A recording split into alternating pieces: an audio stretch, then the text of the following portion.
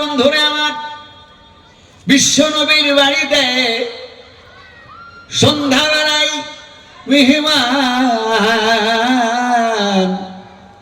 দুই একজন নয় অনেক সন্ধ্যাবেলায় মেহমান। আল্লাহ রাসূল সাহাবীদেরকে ডাকলেন, সাহাবীগণ শোনো, তোমরা একটা একটা করে নিয়ে যাও, তবে সবাই যত্ন করে খাওয়াবো, যত্ন পাবে, বিছনা পাবে, খেতে পাবে যথেষ্ট। সাহাবীরা এত বাধ্য ছিল নবী পাক সাল্লাল্লাহু আলাইহি ওয়াসাল্লামের, খালি ইশারা পেলে হতো। সাহাবীরা একজন একজন করে সব বাড়িতে নিয়ে চলে গেল। আর উনার বাড়িতে যে থাকলো সে ওই দলের নেতা। তাদের উদ্দেশ্য ছিল কাজী গন্ডগোল পাকাবে, পাকে যুদ্ধ তৈরি করবে, এটাই ছিল তার মূল লক্ষ্য। সে হৃষ্টপুষ্ট, বাঘের মতো চোখ, তেমনি স্বাস্থ্য জোয়ান। বাড়িতে বিশ্ব নবীর ভাগ্যটা থেকে গেল। আল্লাহ রাসূল বাড়িতে মা ফাতেমাকে জিজ্ঞেস করছেন, খাবার কেমন আছে? বলে খাবার আছে। বাড়িতে যা খাবার ছিল ওই হৃষ্টপুষ্ট মেহমানকে সব খাওয়াই দিল। বাড়ির যারা ফ্যামিলি ছিল, মা ফাতেমা সহ অন্যান্য, তারা সব ক্ষুধার্ত থাকলো একজন মেহমানকে। আর মেহমানের উদ্দেশ্য ছিল যুদ্ধ বাঁধাবে। সারা রাত থাকলো বিশ্বনবীর চাদর। হে পৃথিবীর মানুষ, এই আদর্শ না শিক্ষা পর্যন্ত পৃথিবীতে শান্তি আসতে পারে না। গোটা পৃথিবীতে হিংসার ঝড় শুরু হয়ে গেছে। মানবতা হারিয়ে, মানুষত্ব হারিয়ে পশুকে হার মানিয়েছে। পৃথিবীর আর কোনো দাম নাই। এই অবস্থাতে কিভাবে বাঁচবেন? সারা পৃথিবী। আল্লাহর নবী মেহমানের বিছনাতে আপনার চাদর পেড়ে দিলেন, বিশ্ব নবীর চাদর। সেই চাদরে মেহমান বিশ্রাম করলো। মেহমান মনে মনে ভাবে, আমার লক্ষ্য উদ্দেশ্য ছিল গন্ডগোল, যুদ্ধ বাঁধানো, কিন্তু সেটা তো হলো না। এত সুন্দর ফাইন মানুষ হয়ই না, বাঁধাচ্ছে নবী। কিন্তু আমার দলের নেতার নির্দেশ, এটা যুদ্ধ বাঁধাবার। কি করি? যুদ্ধ বাঁধানোর কোনো পথ নাই, কি করি? এই চিন্তা করতে করতে রাত শেষ হয়ে গেল। ভোরবেলাতে ও কি করলো? বিছনায় পায়খানা করলো, বিশ্বনবীর চাদরে পায়খানা করলো। তারপর চিন্তা করলো, আমি চাদরে পায়খানা করেছি, কিন্তু এই মুহূর্তে যদি ওমর ফারুক, তালহা রাদিয়াল্লাহু তাআলা আনহু, হযরত আলী, এসব বীর যদি আসে, তবে আমার আর নিস্তার নাই। কি করি? পালানো শুরু করলো। পায়খানা ফিরার পরে পালাতে শুরু করলো। কিন্তু ওর একটা তরবারি ছিল, সোনা দিয়ে বাঁধা, বিরাট তরবারি, সুন্দর তরবারি। তরবারিটা ভুলে গিয়েছিল। রাস্তার মাঝ পথে গিয়ে তরবারির কথা মনে পড়লো যে আমার তরবারি ভুলে রেখে এসেছি। কি করি? যাব না যাব না? যদি যাই, নিশ্চয় সকালবেলায় পায়খানা বিছনায় করে এসেছি, সেটা তো ধরা পড়ে গেছে। বিছনাতেই মোহাম্মদ এসেছে, দেখে ফেলেছে পায়খানা, নিশ্চয় হয়ে গেছে। ভাবছে যাব না যাব না, কিন্তু পরক্ষণে ভাবলো, না, বিশ্বনবী ওই মোহাম্মদ মুস্তাফা সাল্লাল্লাহু আলাইহি ওয়াসাল্লাম এত ফাইন মানুষ, আমি পায়খানা করলে হয়তো আমাকে মাফ করে দিতে পারে।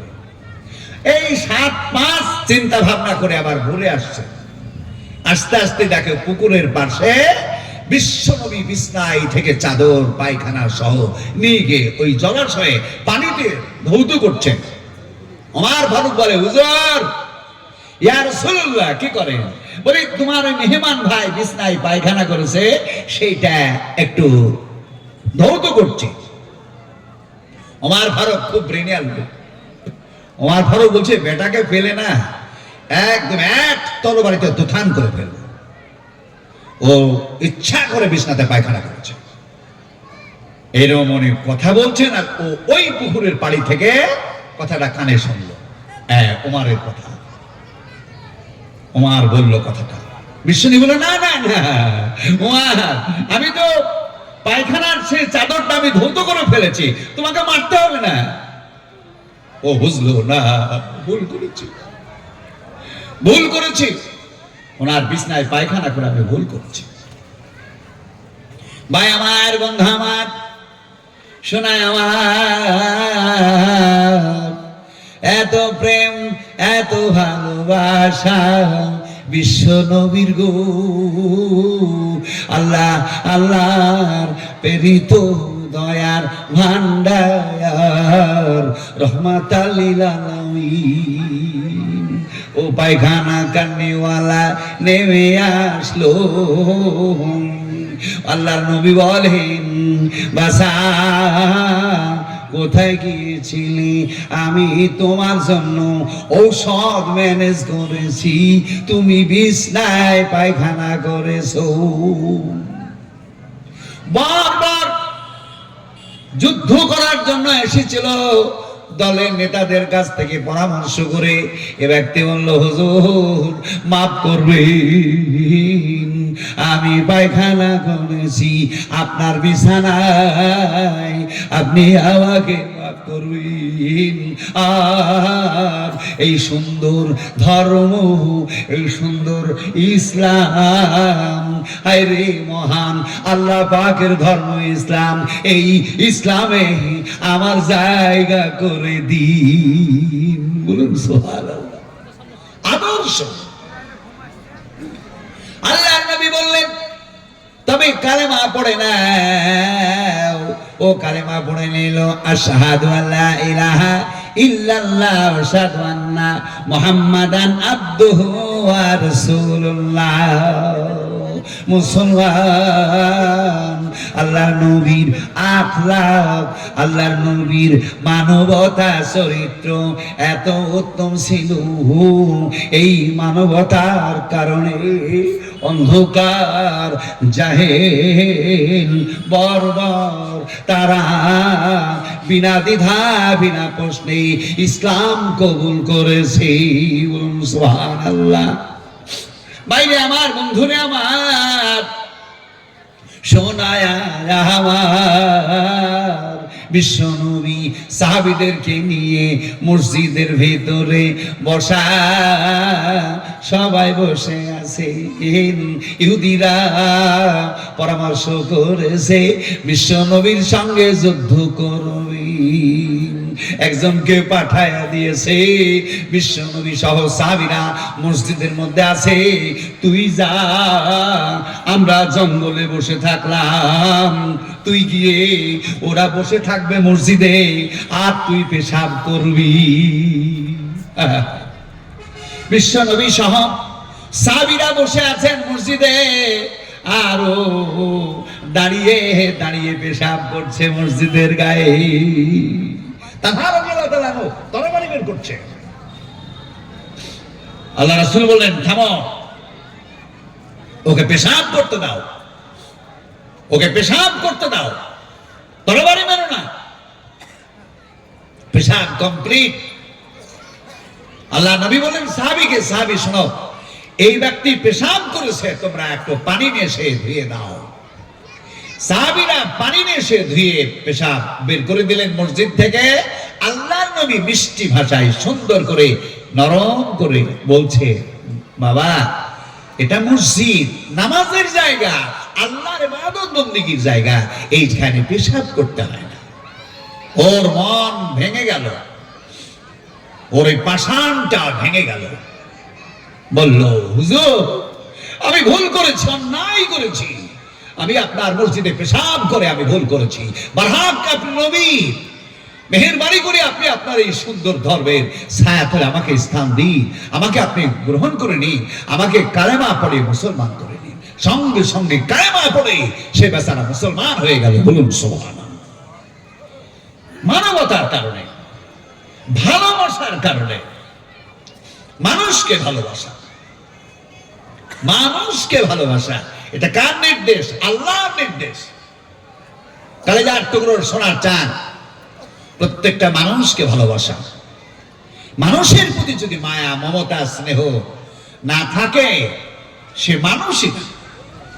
এই জন্য আল্লাহ রাসূল বললেন, যদি কারো ভিতরে হিংসা থাকে সে বেহেশত যাবে না। সুতরাং আমার কালিজার টুকরো দূরের ও কাছের সবাইকে বলবো, মানুষকে ভালোবাসো। সে হিন্দু না খ্রিস্টান, জৈন না বৌদ্ধ, এটা আপনার দেখার দরকার নাই। আপনি তাকে ভালোবাসুন। কি করে ভালোবাসবেন? কি করে ভালোবাসবেন? কালেজার টুকরো শোনার চান, ঝড় তুফান, এক সপ্তাহ চলে গেল, 10 দিন চলে গেল, মেয়ে বৃষ্টি যাচ্ছে না। প্রতিবেশী একজন গরিব, একজন হিন্দু ভাই, অহমিয়া ভাইকে গারো খাসি কি জৈন বৌদ্ধ নাসারা আদিবাসী হতে পারে, তার বাড়িতে যেতে হবে। আমার বিশ্ব নবীর নির্দেশ, আল্লাহর নির্দেশ, ওর বাড়িতে যেতে হবে। বলতে হবে সন্ধ্যা সূর্য অস্তমিতর আগে গিয়ে বলতে হবে, কেমন আছো, কি খাওয়া দাওয়া হলো? বাইরে আমার বন্ধুরে আমার, যদি খাবার দাবার না থাকে, তাকে খাবার দেওয়া, টাকা দেওয়া, পয়সা দেওয়া। প্রতিবেশী আপনার ভাই হোক বা প্রতিবেশী হোক, আত্মীয় হোক অনাত্মীয় হোক, ওর প্রতি ইহসান করতে হবে। সূরা নিসা, কুরআনুল কারীম। কোরআন যদি আপনার আমার ভিতরে না আসে, তাহলে আমরা এই পৃথিবীতে মানবতা বাস্তবায়ন করতে পারবো না। কোরআন হচ্ছে মানবতার মহান আলো। এই জন্য কোরআনের কাছে আসুন, কোরআন জানার চেষ্টা করুন। আজকে সব থেকে বিরাট আমাদের ঘাটতি কোরআন না জানার কারণে। কোরআন না জানার কারণে সারা পৃথিবীতে চলছে মার দাঙ্গা, যুদ্ধ চলছে। আপনার ফিলিস্তিনি, ইসরায়েল আর হামাসের মধ্যে যুদ্ধ চলছে। নাউজুবিল্লাহ। এত শিক্ষিত সৈন্য, নেতানিয়াহু এত শিক্ষিত লোক, বাইডেন সহ আমেরিকার নেতারা এত শিক্ষিত, এক পয়সার লেখাপড়া জানে না। বন জঙ্গলের বন জানোয়ার যতটা পশু, তার চাইতে জঘন্যতম পশু হচ্ছে এই নেতানিয়াহু সহ পুরো আমেরিকা। যুদ্ধ করবে হামাসের সঙ্গে, হামাস সৈন্যর সঙ্গে। তা থাকলো এই যুদ্ধের প্রথম থেকে পর্যন্ত প্রায় 25,000-এর বেশি হত্যা করেছে। 18,000 মতো শিশু মায়ের বুকের দুধ পান করা, দুধের দ্বারস্থ শিশুদেরকে হত্যা করেছে। 6-7 হাজার নারীদেরকে হত্যা করেছে। মসজিদ, শতখানিক মসজিদ ভেঙেছে, কয়েকশো মতো হসপিটাল ভেঙেছে, কয়েকশো স্কুল কলেজ ভেঙেছে। সাধারণ মানুষদের উপরে বোমা বর্ষণ করে এই আমেরিকার নির্দেশে। এই নেতানিয়াহু শিক্ষিত লোক নয়, এদের মধ্যে আদর্শ নেই, এদের মধ্যে ধর্ম নেই। ধর্ম তাদের একটা অজুহাত, যার জন্য কালেজার টুকরো শোনা চান। এই মুসলমানদের বর্তমান দুটো কাজ। 1 নাম্বার কাজ কোরআনের কাছে আসা, 2 নাম্বার মানুষকে ভালোবাসা। মানুষ হত্যা করবেন না, মানুষ মারবেন না। আল্লাহ রাসূল বলেন, যদি যুদ্ধ করে তোমরা যুদ্ধ করো, কিন্তু কোনো নারীকে মেরো না, কোনো শিশুকে মেরো না, কোনো বৃদ্ধা বৃদ্ধ, কোনো চতুষ্পাদ জন্তু জানোয়ার এগুলাকে মারবে না, বাড়িতে বাড়ি ঘরে আগুন লাগাবে না।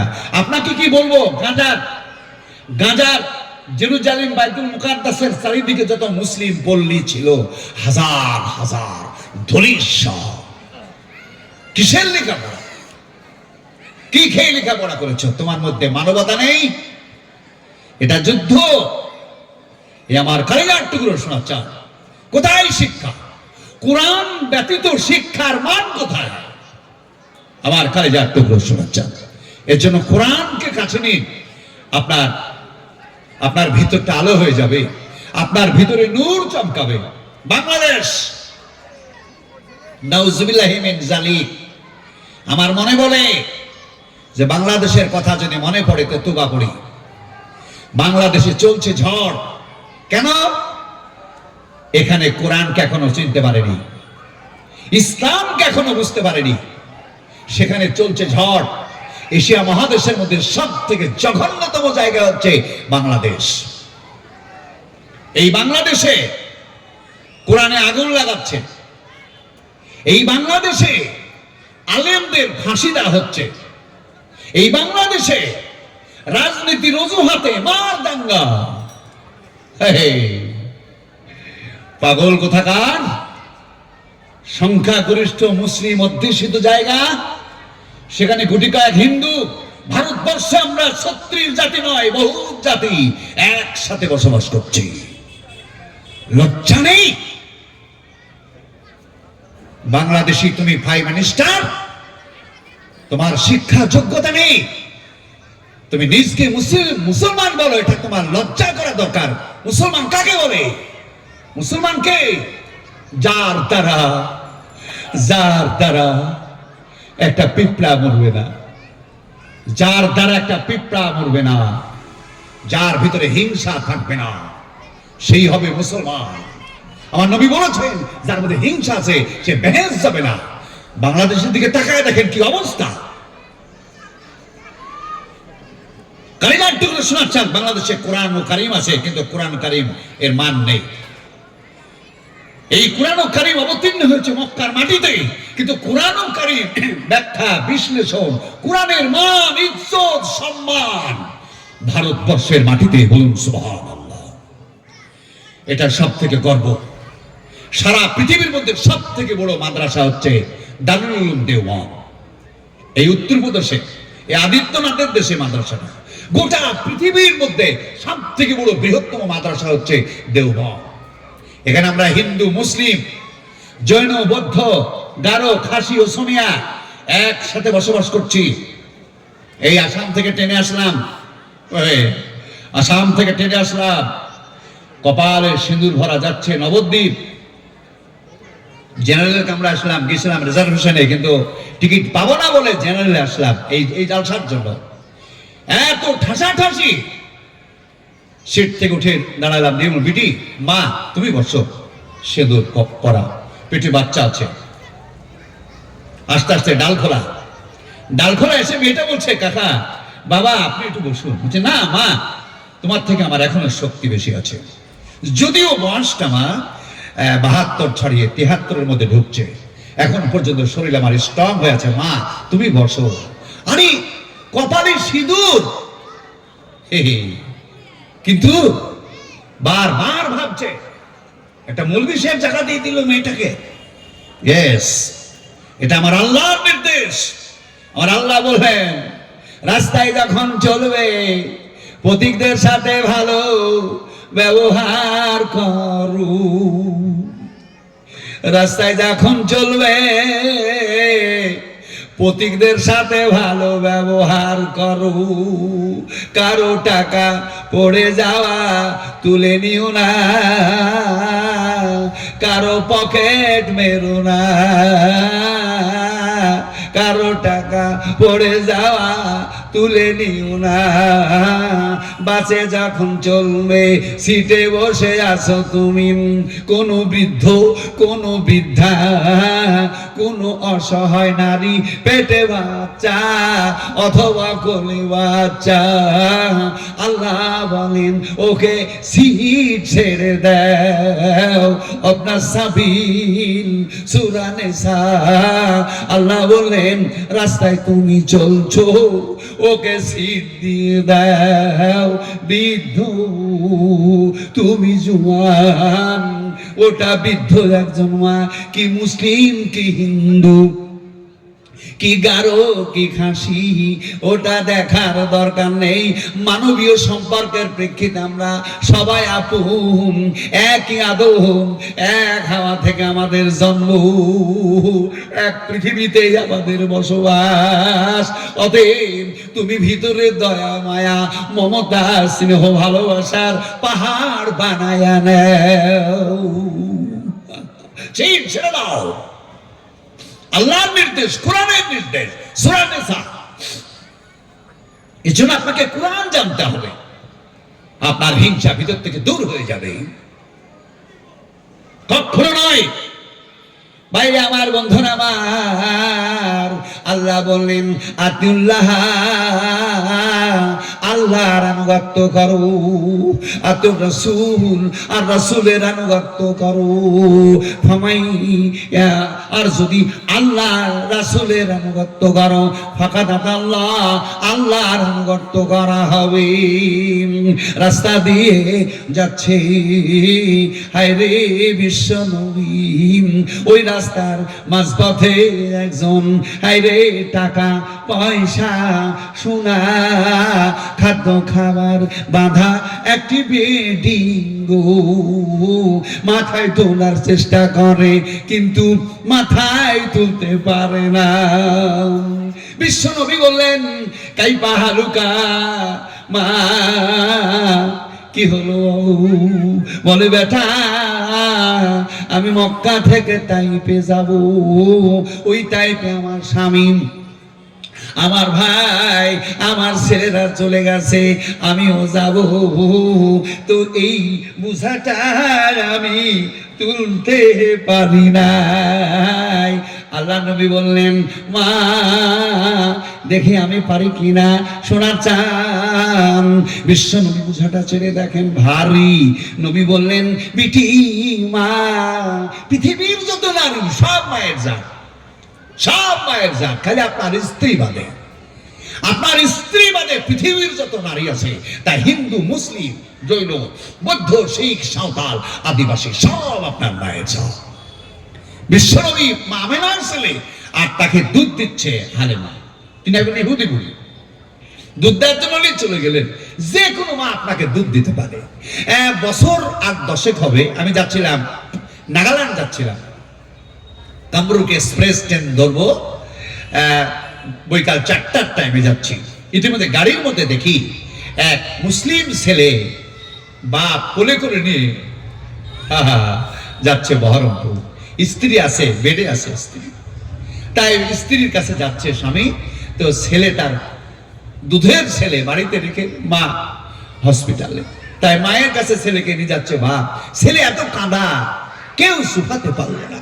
একজন হিন্দু মা আমার তাকে দেখলো এটা একটা দুধের ছেলে, সঙ্গে সঙ্গে ওই লোকের কোল থেকে বললো দিন আমাকে একটু দিন। মা কে হিন্দু, কে মুসলিম, কে শিখ, সাঁওতাল না, সব মানুষ। যার জন্য আল্লাহ 99টা নামের মধ্যে 3টা নাম, একটা আল্লাহ, একটা রহমান, আর একটা রাহিম। রহমান এই নামটা আল্লাহ নিয়েছে যে হিন্দু হোক, খ্রিস্টান হোক, জৈন হোক, বৌদ্ধ হোক, সবকে আমি খেতে দিব। বলুন সুবহানাল্লাহ। একসাথে খাচ্ছে। আল্লাহর এসব বান্দাগালা দেখেন, একজন মুসলমান, একজন খ্রিস্টান, একজন নাসারা, একজন ইহুদি, একজন আদিবাসী, একজন গারো, একজন খাসি, সবকে রুজি দিচ্ছেন না, সবকে।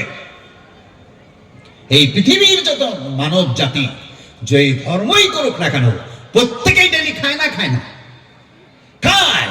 কে রুজি দেয়? আল্লাহ রুজি দেয়। আল্লাহ বলছে আমি প্রত্যেককেই রুজি দিই। আল্লাহ রুজির মালিক, তিনি রহমান।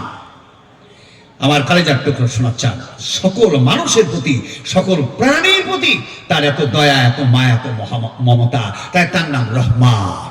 তিনি রহমান, তিনি রহমান।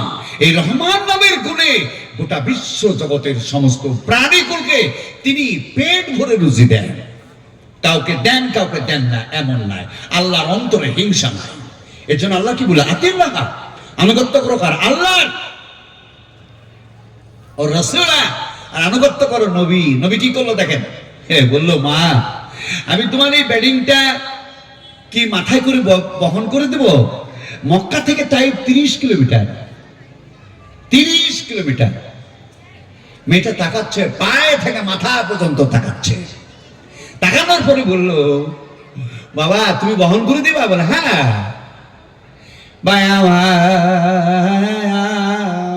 বুঝা মাথাতে আগে আগে যাচ্ছেন দয়ার নবী, তাই পে বুড়ি পিছে পিছে যাচ্ছেন দাঁড়িয়ে। নবী আমার উঁচু চড়া দয়ার ভান্ডার, আগে আগে যাচ্ছে। বুড়ি পিছে পিছে যাচ্ছে, 30 কিলোমিটার। আল্লাহ পাক বলেন আতিউল্লাহ রাসূলা, আনুগত্য করো কার? আল্লাহর নবীর করো, আল্লাহর করো আর রাসূলের করো। মায়াতি রাসূলা ফাকাদ আতাল্লাহ, যদি রাসূলের আনুগত্য করো তাহলে তোমার আনুগত্য হবে আল্লাহ। এই আমার কায়দার টুকরো সারা পৃথিবীর মুসলমান ভিতর থেকে যে হিংসাটা জমেছে না, এসে এখানে পাহাড় বেঁধেছে, বের করে ফাড়িয়ে দেন। এগুলা মুসলমানের সম্পদ নয়, এগুলো আজাদিল শয়তানের সম্পদ। হিংসা হচ্ছে আজাদিলের সম্পদ। আপনার ভিতরে কেন? এইটা থাকার জন্য আপনাকে অ্যারেস্ট করবে। আপনি গাড়ির মধ্যে আছেন, আপনার ব্যাডিং এ কি আছে? ব্যাডিং আপনি সাবধান করেন, ব্যাডিং এ কিছু জিনিস থাকলে পারে পুলিশ কিন্তু নামিয়ে নেবে আপনার গাড়ির থেকে। কোন কোন জিনিস থাকলে আপনার ভিতর থেকে নামিয়ে নেবে?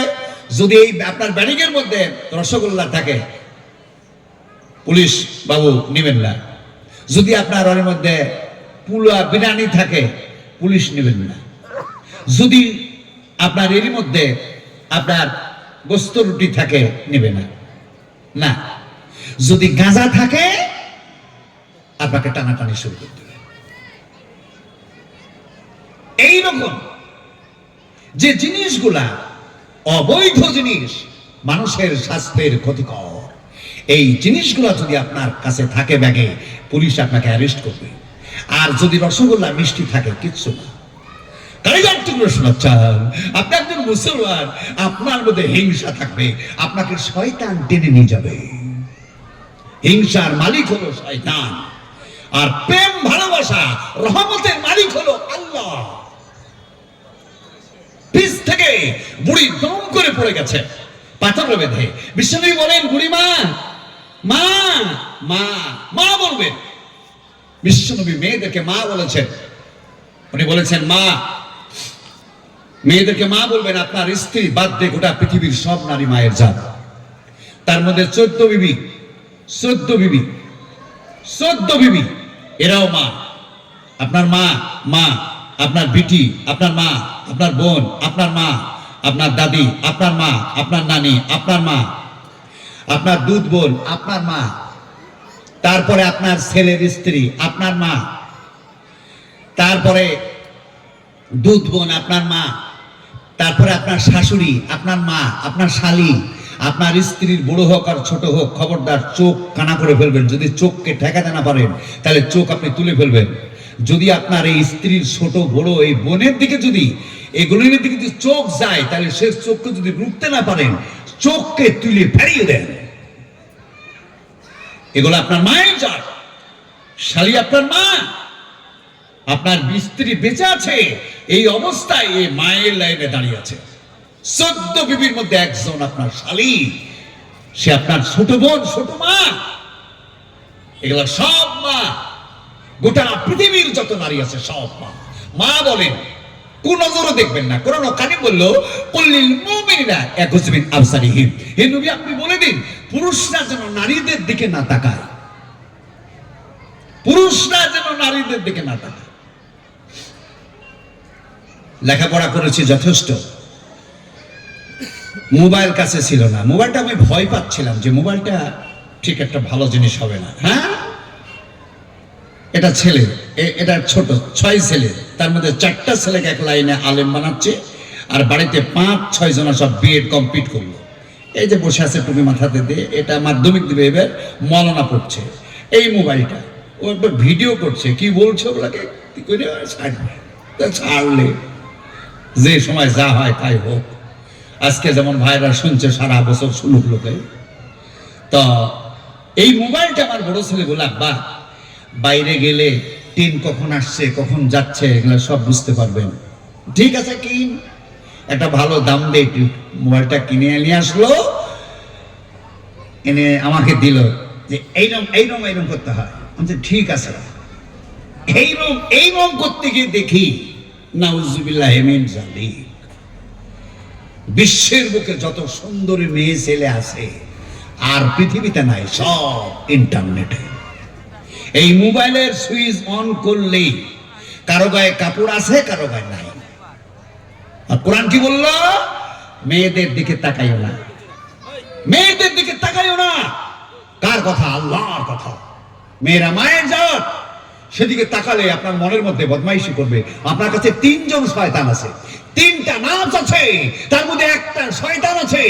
একটা নাফসের নাম হলো নাফসে আম্মারা, 2 নাম্বার নাফসে লাওয়ামি, 3 নাম্বার নাফসে মুতমাইন্না। নাফসে আম্মারা হলো শয়তান, নাফসে আম্মারা হলো শয়তান। এক বাদশা একটা আল্লাহর ওলিকে অত্যন্ত ভালোবাসতেন। আল্লাহর ওলি আমার রাজকন্যা তার কাছে যাবে, ফুফা নিবে, তাতে কি আছে? এই আল্লাহর ওলিকে বিশ্বাস করে বাদশা তার মেয়েকে অলির কাছে পাঠাতো। কি অসুখ হয়েছিল? ফুফা নিতে। এই অলির মধ্যে ছিল নাফসে আম্মারা। প্রত্যেকের কাছে নাফসে আম্মারা আছে। এই জন্য আপনার নাফসে আম্মারাকে লাঠি দিয়ে পিটার জন্য একটা লাঠি আপনার হাতে সবসময় যেন থাকে, নাহলে আপনাকে কিন্তু একবারে অন্ধকারে নিয়ে ফেলাবে। কিন্তু ওই নাফসে আম্মারা, ওর বিরুদ্ধে আপনাকে থাকতে হবে। এই অলি কি করলো জানেন? ডেলি আসে, মেয়েটা ফুফা দিতে আসে, রাজকন্যা রাজার সেই সেরকম দেখতে শুনতে। অলি কোরআন বলেছিল তুমি মেয়েদের দিকে তাকাও না। আর ও তো কোরআন জানে না, এজন্য কোরআন জানতে হবে। ও তো কোরআন জানে, অলি, আল্লাহর অলি বটে, ও ভালো লোক, কিন্তু কোরআন না জানার কারণে মার খাচ্ছে। কিরম মার খাচ্ছে? মেয়েটার দিকে ও মন খুলে তাকিয়েছে, তাকানোর কারণে তার চেহারা তার ভিতরে ঢুকে গেছে। এই চেহারাটা তার মধ্যে ঢুকে যাওয়ার কারণে কি হলো? ও মেয়েটার উপরে লোভ এসে গেল। এই মেয়েটার উপরে লোভ আসার কারণে মেয়েটাকে ধর্ষণ করে ফেললো। এই মেয়েটার পেটে বাচ্চা এসে গেল। বিরাট ঘটনা। এই অলিকে ফাঁসি দিয়েছিল। সুতরাং পৃথিবীর যে কোনো নারী এরা মায়ের জাত, এদের দিকে তাকাবেন মায়ের দৃষ্টিতে কুনজর না। কোরআন কারীম বলল কুল্লিল মুমিনা ইয়াকুজমিন আবসারিহিম। হে নবী আপনি বলে দিন পুরুষরা যেন নারীদের দিকে না তাকায়। ইমাম আবু হানিফা বললেন, শাফি বললেন একবার তাকানো যায়। আর ইমাম শাফি বললেন, এই আবু হানিফা বললেন যদি চোখ খারাপ থাকে তাহলে একবারও তাকানো যাবে না। কথা আপনারা আমার বুঝতে পারছেন কি? বর্তমান যে ছেলেদের হাতে যে এই যে ইন্টারনেট, এই যে বড় বড় মোবাইল গুলা রয়েছে, এই মোবাইলের মাধ্যমে নারীদের প্রতি যে অত্যাচার জুলুম চলছে, নারীদের প্রতি যে জুলুম চলছে, নারীদেরকে ধর্ষণ চলছে, নারীদের প্রতি অত্যাচার চলছে, আজকে আমরা মুসলমান স্বীকার করি না। আমরা কখনো মুসলমান হতে পারিনি। চলেন মেয়েদেরকে ভালোবাসা। আমি কোরআনের একটা আয়াত আপনাদের সামনে পড়েছিলাম, তাসকুনু ইলাইহা তুকাল্লিমু মারুফা। আল্লাহ পাক বলেন তোমাদের শান্তির জন্য আমি নারীদেরকে সৃষ্টি করেছি। তাদেরকে ভালো কথা বলো, তাদেরকে ভালো চোখে দেখো। এখানে কমা দিলাম, আমি এই জায়গাতে কমা দিলাম, আমি আবার ঘুরে আসবো। দয়া করে আপনারা বোঝার চেষ্টা করবেন।